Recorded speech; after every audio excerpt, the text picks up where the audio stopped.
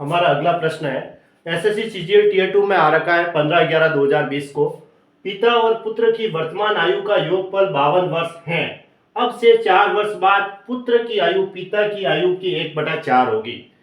यानी 4 वर्ष बाद की बात है ये। अब से 4 वर्ष बाद, 4 वर्ष बाद पुत्र की जो आयु होगी ना, वो पिता की आयु का 1/4 होगी, ये कह रहा है। ठीक है, तो कहने का मतलब जो पुत्र की आयु होगी वो पिता की आयु की 1/4 होगी, ये ऐसे।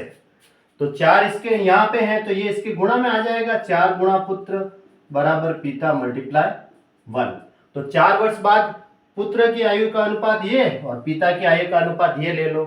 पिता का कितना होगा 4, पुत्र का गुणांक, और पुत्र की वैल्यू 1, ऐसे भी ले सकते हैं हम।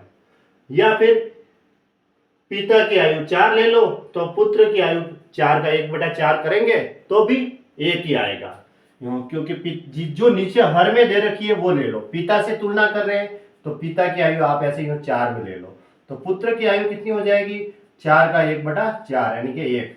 ऐसे इसका अनुपात आ जाएगा, ये देखो 4:1। या फिर ऐसे करोगे तो भी बात एक ही है।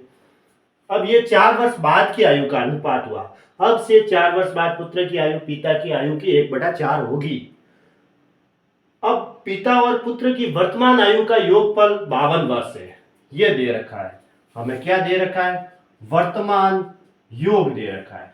वर्तमान योग जो दे रखा है वो 52 वर्ष है। तो 4 वर्ष बाद कितना होगा योग भाई, पिता और पुत्र दोनों आज 52 साल के हैं और 4 साल बाद दोनों की आयु का योग कितना होगा, दोनों में 4-4 साल जुड़ जाएंगे। इसमें भी पिता में भी 4 साल जुड़ेंगे और पुत्र में भी 4 साल जुड़ जाएंगे, तो टोटल 8 साल जुड़ जाएंगे, यानी कि 52 + 8। तो 52 + 4 + 4 करेंगे तो कितना आएगा, 60 वर्ष है वो दोनों की आयु होगी। कब होगी, 4 वर्ष बाद होगी। और 4 वर्ष बाद का अनुपात दे रखा है, तो 4 वर्ष बाद अब पिता और पुत्र और पिता दोनों की आयु निकाल सकते हैं, क्योंकि हमें 4 वर्ष बाद की आयु का अनुपात दे रखा है, इसलिए हमने 4 वर्ष बाद की आयु का योग लिया। क्योंकि हमें वर्तमान योग तो दे रखा था 52 वर्ष, लेकिन अनुपात हमें 4 वर्ष बाद का दे रखा है, इसलिए 4 वर्ष बाद दोनों की आयु का योग लिया।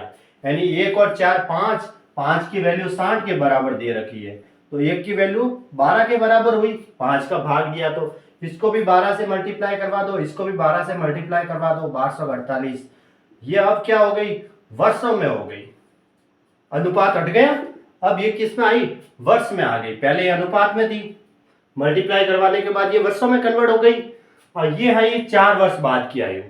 अब से 10 वर्ष बाद पुत्र और पिता की आयु का अनुपात क्या होगा, 4 वर्ष बाद। अब से ये अब से 4 वर्ष बाद का था, अब बताना हमें अब से 10 वर्ष बाद क्या होगा, यानी फ्यूचर टेंस की बात है, आने वाले कल में। तो अब से 4 वर्ष बाद इनका अनुपात क्या होगा, अब से 4 वर्ष बाद पुत्र और पिता की आयु का अनुपात क्या होगा, है ना। तो अब से 10 वर्ष बाद का बताना है। अब से 4 वर्ष बाद का तो दे रखा है, और अब से 6 वर्ष बाद का और निकाल दो, तो अब से 10 वर्ष बाद का आ जाएगा। क्योंकि 4 वर्ष बाद की आयु का तो आयु तो हमने निकाल दी, 4 वर्ष बाद की आयु। अब से 4 साल बाद की आयु निकाल दी, हमें निकालनी है अब से 10 वर्ष बाद पुत्र और पिता की आयु का अनुपात क्या होगा। तो 6 से साल और जोड़ देते हैं इसमें, 12 + 6 करेंगे तो 18, 48 + 6 करेंगे तो 54, यानी कि ये हो जाएगी अब से 10 वर्ष बाद। अब से 10 वर्ष बाद इसमें भी 6 जोड़ दिया और इसमें भी 6 जोड़ दिया। अब अनुपात ले लो तो कितना हुआ, ये 1 बार ये 3 बार, तो कितना आया, 1:3 आ गया दोनों का। 1:3 कौन सा ऑप्शन सही है, ऑप्शन सी राइट है।